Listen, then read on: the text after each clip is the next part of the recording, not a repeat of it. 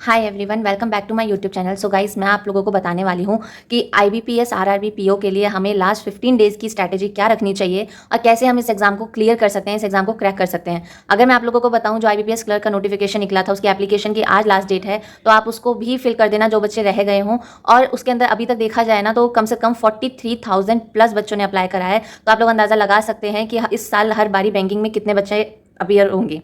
तो गाइज़, मैं आप लोगों को बताने वाली हूँ लास्ट 15 डेज़ की स्ट्रैटेजी, जो मैंने अपने लिए भी बनाई है और आप लोगों के लिए भी बनाई है, अगर आप एक एवरेज स्टूडेंट हैं। मैं अभी एवरेज स्टूडेंट ही हूँ, क्योंकि मुझे ऐसा लगता है आरआरबी पीओ में हमें स्पीड पे ज़्यादा फोकस करना चाहिए। और मैं नंबर ऑफ अटेम्प्ट्स जो होते हैं मेरे आरआरबी पीओ में अभी तक के, वो कम से कम 65 प्लस ही होते हैं। 65 भी हो जाते हैं, कभी कभी 72 भी हो जाते हैं। तो मुझे लगता है कि मेरे लिए बेनिफिट है कि मैं आगे वाले एग्जाम्स में अच्छे से परफॉर्म कर सकती हूँ। तो गाइज़, ये है मेरा लास्ट 15 डेज़ का स्ट्रैटेजी आरआरबी पीओ के एग्जाम के लिए, जिसके अंदर सबसे पहले आता है गाइज़ क्वांटिटेटिव एप्टीट्यूड। आप लोगों को पता है कि प्री में आरआरबी पीओ में सिर्फ क्वांटिटेटिव एप्टीट्यूड प्लस में रीजनिंग ही आती है, लेकिन मैंने कुछ बेसिक चीज़ें भी रखी हैं आगे के फ्यूचर को देखते हुए। मैंने और भी चीज़ें इसमें इंक्लूड कर ली हैं क्वांटिटेटिव एप्टीट्यूड के और रीजनिंग के अलावा। तो गाइस, सबसे पहले हम बात करते हैं क्वांटिटेटिव एप्टीट्यूड की। तो गाइस, इसमें सबसे पहले हमें डीआई में कम से कम 15 सेट्स लगाने हैं। 15 सेट्स मतलब एक क्वेश्चन में हमारे, एक डीआई में हमारे 5 क्वेश्चन होते हैं, तो टोटल हमारे 75 क्वेश्चन हो जाएंगे। डीआई को सिर्फ उसको ही मत कर लेना कि लाइक कोई अगर हमने बार ग्राफ दे रखा है या कोई भी लीनियर वाला दे रखा है, हमें तो सिर्फ उसकी टेबल बना ली कि अब हम क्वेश्चन सॉल्व कर लेंगे। नहीं, क्वेश्चन भी सॉल्व करो, क्योंकि जो लैंग्वेज यूज़ करी जाती है डीआई के अंदर वो काफ़ी टिपिकल होती है और वो मतलब कि समझने में ऑन द स्पॉट एग्जाम में बहुत दिक्कत होती है। तो डीआई के मैं आप लोगों को कहूँगी कम से कम 15 सेट लगाओ। उसके बाद में मैं अर्थमेटिक के मिक्स क्वेश्चन समझाऊंगी कि मतलब आप लोग अर्थमेटिक ही अटेम्प्ट करो। कम से कम 40 to 50 क्वेश्चन होने चाहिए। 40 क्वेश्चन रखो, बहुत है ज़्यादा। अपने आप को एक ज़्यादा कंजस्टेड मत करो कि नहीं यार ये नहीं हो। कभी कभी हो सकता है कि 40 भी हो जाएंगे, 50 भी हो जाएंगे, 30 भी हो जाते हैं, 20 भी हो जाते हैं, लेकिन कोशिश करना कि कम से कम 40 तो अटेम्प्ट कर लो।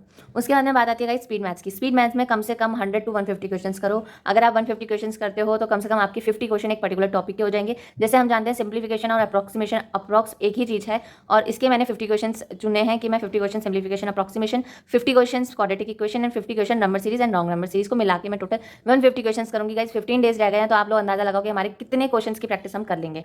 उसके बाद में आपको रिवाइज करना है, डेली बेसिस पे रिवाइज करो। टेबल, स्क्वायर्स, क्यूब, फ्रैक्शंस, ये आपको मतलब कि टिप्स पे याद होनी चाहिए। कोई भी मतलब अगर आपके सामने फ्रैक्शन बोल दी जाए, जैसे कि आपको बोला जाए 37.5, 3/8 होती है इसकी फ्रैक्शन। आपको बोला जाए 9.09, 1/11 होती है। आपको बोला जाए 41.66, तो आपको पता होनी चाहिए कि 41.66 5/12 की फ्रैक्शन होती है। तो गाइस, आप लोगों को ऐसे पता होना चाहिए। उसके बाद में आती हूँ मैं रीजनिंग पे। रीजनिंग पे कम से कम आपको 30 पजल सेट्स करने हैं। 30 पजल्स का मतलब हो गया एक पजल के आपके 5 क्वेश्चंस होते हैं। तो इसमें भी आप लोग मतलब मान लो अगर आपके पजल सॉल्व हो जाए तो आप फिर भी क्वेश्चंस की ट्राई करो, क्योंकि हम कभी कभी लैंग्वेज को पढ़ने में दिक्कत कर देते हैं, जिसकी वजह से हमारा क्वेश्चन तो सॉल्व हो जाता है, लेकिन जब हम आंसर उसके मार्क करने जाते हैं तो हम उसकी लैंग्वेज में कंफ्यूज हो जाते हैं। तो हम कभी कभी 5 में से 4 ही करते हैं, 5 में से 3 ही कर पाते हैं। तो आप लोग क्वेश्चन को भी ट्राई करो। तो आप देखो कि अगर 30 क्वेश्चन पजल्स के हैं और उसमें 5 क्वेश्चन हर एक सेट का है, तो हमारे कम से कम 150 क्वेश्चन हो जाएंगे। डेली बेसिस पे करो, आपकी प्रैक्टिस अच्छी हो जाएगी। उसके बाद में आपको मिसलिनियस के कम से कम 10 सेट करने हैं। गाइडली की पीडीएफ अवेलेबल है, आप 10 सेट करो। डेली के 10 पीडीएफ करो कम से कम मिसलिनियस पार्ट की। तो आप लोगों की मतलब कि प्रैक्टिस इतनी अच्छी हो जाएगी कि आप लोगों को मतलब क्वेश्चन देखते ही आपको समझ में आए। कोशिश करो जितना हो सके, कम से कम आप लोग पेन का यूज़ करो।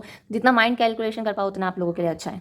मैं उसके बाद में आता है फ्रेंड्स मॉक्स की। मॉक्स आपको कम से कम, अब तो मतलब 15 दिन के में तो आपको कम से कम 3 मॉक कम से कम करने ही करने हैं। 3 से तो नीचे जाना ही नहीं है, क्योंकि 45 मिनट्स का एग्जाम होता है। आपको ज़्यादा टाइम लगेगा नहीं, टोटल मिला के आपको 1-1.5 घंटा लग जाएगा, इससे ज़्यादा नहीं लगेगा। तो आपको ये करना ही करना है। 3 मॉक्स लगाने हैं और उसको एनालाइज करना है। ये नहीं मॉक लगा दिया छोड़ दिया मतलब रह गया। उसके जो अर्थमेटिक के क्वेश्चंस हैं, क्योंकि ज़्यादातर बच्चों को अर्थमेटिक में ही होती है दिक्कत, तो अर्थमेटिक के जो क्वेश्चंस हैं उनको करो। जो आप लोगों की डीआई रह गई है उसकी लैंग्वेज पढ़ो। कोई क्वेश्चन ऐसा आ जाता है उसकी लैंग्वेज इतनी बड़ी हो जाती है डीआई में, फ्रैक्शन है, परसेंटेज है, आप लोगों को एवरेज है, तो आप लोग क्वेश्चन की लेंथ को देख के इग्नोर कर देते हो। बट हमें ऐसा नहीं करना, हमें उसको एनालाइज करना है कि हमने कहाँ गलती करी। हो सकता है कि हम पेपर में वो क्वेश्चन देखें, हम तुरंत देखते ही सॉल्व कर दें। क्यों? क्योंकि हमें प्रैक्टिस इतनी अच्छी हो रखी हो। उसके बाद में गाइस बात करती हूँ मैं इंग्लिश की, जो हमारा अपार्ट फ्रॉम आरआरबी पीओ है। मुझे पता है कि प्रीलिम्स में इंग्लिश नहीं आएगी, लेकिन मेंस में जरूर आएगी। तो आप लोग डेली प्रैक्टिस कम से कम 1 घंटे की तो करो ही करो। रीडिंग करो, न्यूज़पेपर नहीं पढ़ सकते तो कोई नॉवल पढ़ो, कुछ भी पढ़ो, लेकिन रीडिंग में मतलब अपना हाथ सेट रखो कि हाँ भाई क्वेश्चंस पढ़े, पैसेज करे और आप लोगों को आंसर आ गया। उसके बाद में आप लोग रीडिंग कर सकते हैं, मैंने आपको बता दिया। और उसके अलावा आप लोग एक टॉपिक उठाओ एक दिन का। क्लोज टेस्ट उठाया एक दिन, चलो ठीक है कर दिया।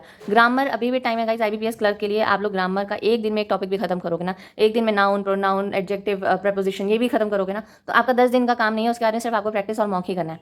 करंट अफेयर्स आप लोगों को मैं सजेस्ट करूंगी, ये चीज़ तो मैं आपको और मुझको खुद को सजेस्ट करूंगी, करंट अफेयर्स डेली बेसिस पे करो, इनको डिले ना करें। तो गाइस ये है एक एवरेज स्टूडेंट के लिए पूरा टाइम टेबल 15 दिन का। तो गाइस मैं आप लोगों से उम्मीद करती हूँ और रिक्वेस्ट करती हूँ कि अगर इस साल आप लोगों को सिलेक्शन चाहिए तो डेफिनेटली आप लोगों को ये चीज़ें तो करनी ही पड़ेगी, वरना और कोई ऑप्शन नहीं है कि जितनी ज़्यादा प्रैक्टिस, जितना ज़्यादा माइंड कैलकुलेशन आप कर पाओगे उतना ही आप लोगों के लिए आसान होगा किसी भी एग्जाम को निकालने के लिए। तो गाइस ये है मेरी लास्ट 15 डेज की strategy. Hope you will like this and if you like this please do like share and subscribe my channel. हम लोग जल्दी ही मिलेंगे। अब मैं आप लोगों के पास में डालूंगी आरआरबी पीओ का जिस दिन मेरा एग्जाम होगा, जब एडमिट कार्ड आएगा और जिस दिन मेरा एग्जाम होगा उस दिन मैं आप लोगों को दिखाऊंगी कि मेरा क्या व्लॉग रहा या क्या रहा। अगर आप लोगों को वीडियो पसंद आई हो तो मेरे चैनल को जरूर सब्सक्राइब करना। मिलते हैं हम अगली वीडियो में। बाय।